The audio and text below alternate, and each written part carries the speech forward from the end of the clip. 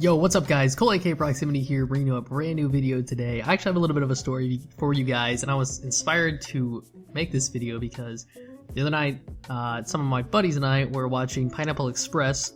If you guys don't know that movie, it came out in 2008, and it's got Seth Rogen and James Franco, Dan McBride. Really funny movie. I love it. I used to watch it all the time in high school, and we watched it for the first time in years, and it was a lot of fun, just kind of throwing back a bit. It's just a really funny movie, but that got me thinking about high school and, you know, just how things were then, because we used to watch it all the time back then. We were quoting it all like in our classes and shit. And I don't know, it got me thinking about like how like back then Halo Reach was the game. That was the Halo game. That was the, you know, the one that was out at the time.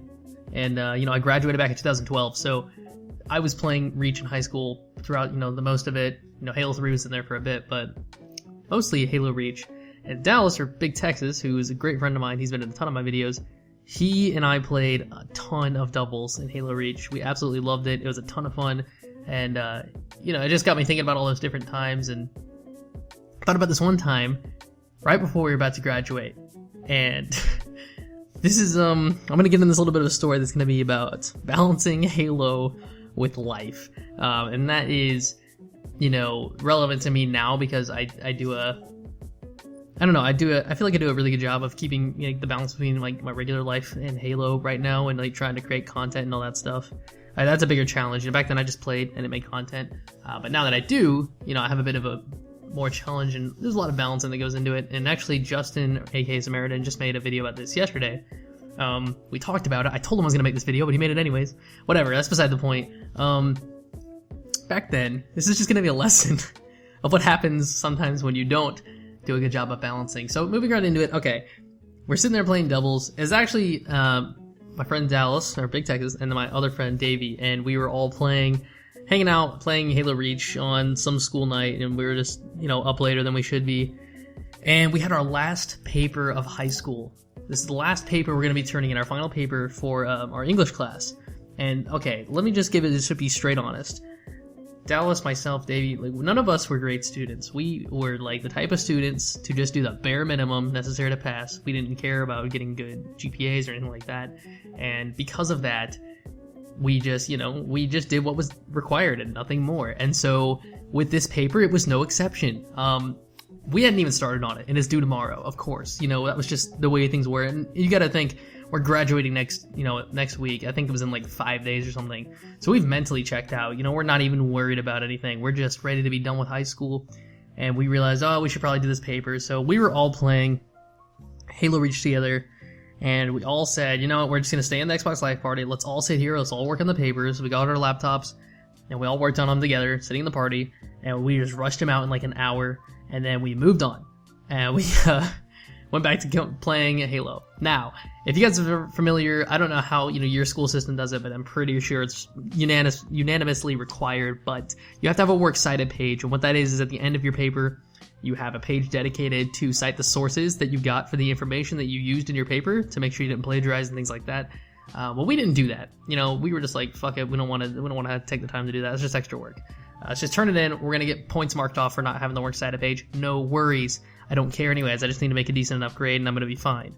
So we go to school the next day, and you know, we turn in our papers, and then the following day, you know, you gotta think we're coming up on finals, and then we're done. The following day, our teacher comes up to the three of us, and she hands us our papers, and the whole class got the papers back, but we, the three of us, got dead zeros on the paper. We got no credit whatsoever.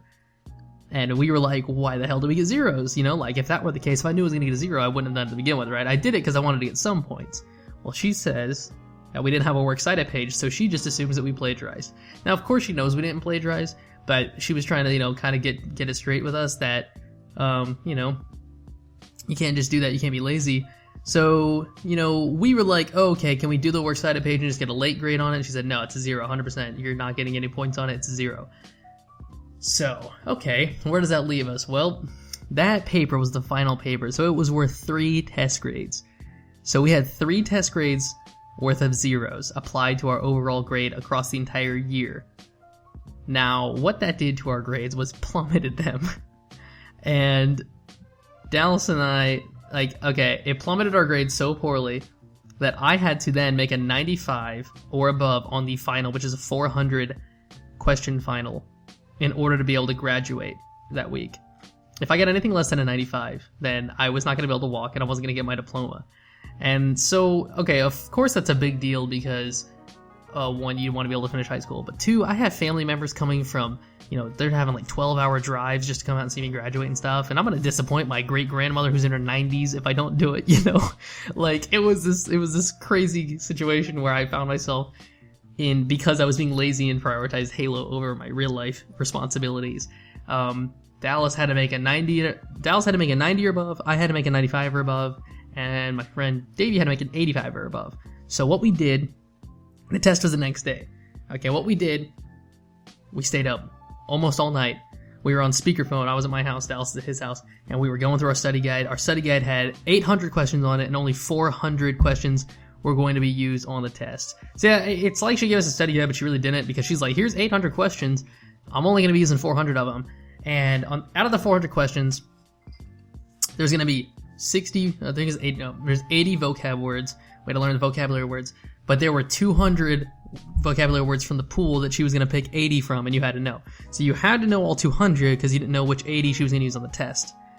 Long story short, test time comes. We stayed up so late. We actually had 2 finals the next day, actually. Okay, hold on. I had my anatomy and physiology final, which I was really good in that class, and I don't know, that class just made sense. So I just bodied that final. We had 2 hours to work on that final, then we had 2 hours to work on the next one. So we destroyed that final in like 15 minutes, and we had the extra hour and 45 minutes before the next final, my English final, to study some more for English. So Dallas and I finished our anatomy test, and we were sitting there studying more, because we were trying to get prepared for this English test.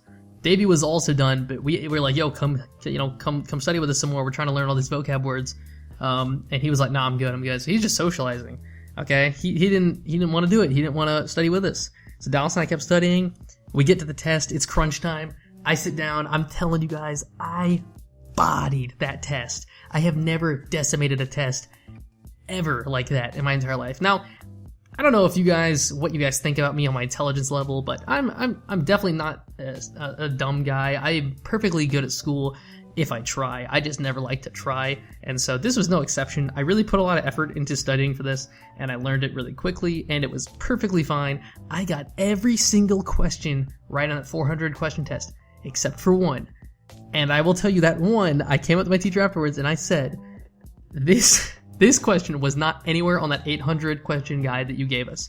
And she said, yes, it is. And I showed her it was not on there. So the only one that I got wrong wasn't even able for me to know it was going to be on the test. I can't remember what the question was. I couldn't tell you if my life depended on it. But moral of the story, I met the requirements. I got the highest grade in the class. I beat every other person who was I beat the valedictorian, all that nonsense. I just destroyed the test. Dallas also met his requirements. He did really well on the test. We completely bodied it. And my buddy Davey, who refused to study with us in the morning, did not. So, that was on him. But, I'm telling you, man, it was such a good feeling. And the thing was, another thing I forgot to mention, I didn't tell my parents. I never wanted them to think for a second that I wasn't going to be graduating. I didn't let them know. I didn't want them to tell my extended family. And I didn't tell them until years later the situation that it was in. But I just completely bodied the test. It was awesome. I felt really good about it afterwards. I was excited to kind of shove it in my teacher's face, because I think on the low key she wanted me to not graduate, kind of learn a lesson, but I destroyed it anyways. It was a good feeling. So the moral of the story, and it was kind of a funny story. It's fun to tell nowadays because everything worked out, but just be responsible and you make sure you're prioritizing the things that really matter. Halo's gonna be there. You can wait on it. It will still be there. No doubt it was fun at the time, but would I trade that time that I spent playing Halo Reach for a more relaxing chance to take the final? Well, at this point, it's hard for me to say that because, we all know what happened. I did well, but if I didn't do well, then, I probably would just say, yeah, it would be worth, taking a little extra time on the paper, doing the works cited page, and not, taking that really poor grade and having to clutch up like that. But your boys clutch IRL, and that's what really matters. That's the takeaway from this. Anyways, I hope you guys enjoyed this video. I know you guys have, expressed that you like these types of stories or just kind of real talks that I've been doing. And I really enjoy making them. If you guys are interested, it's fun for me to just kind of tell stories, let you guys get to know me a little bit better. So yeah, I was not a great student And if that's some insight for you guys, I don't know what it is. And it's to further reinforce the fact that I try to say that, like, I'm not a dumb person or not somebody who's struggling in school. I just didn't care. My junior year, my 11th grade year, I slacked off in math. I didn't get through it. I had to take it again in the summer in between my junior and senior year, so 11th and 12th grade. And I sat down. It was Algebra 4, and I was like, I don't belong here. And so I tried that one class, and I ended up getting a 97 in it. So I almost, I was 3 points off having a perfect score in that class. And at the end of that, my summer school teacher was like, I don't want to see you here next summer. And I was like, you won't believe me. So I don't know. I just want to, like, I'm telling that story because I don't want you guys to think like, oh, I don't know. I feel nothing there's anything wrong with like struggling in school, but I didn't struggle in school. It was purely because I was irresponsible and just didn't want to try. So yeah. Anyways, I hope you guys enjoyed this video. I'm gonna stop yammering on now. Let me know if you guys enjoyed this and if you'd like to see more again, and I will happily do more. But I hope you guys enjoyed. I'll see you guys in the next one.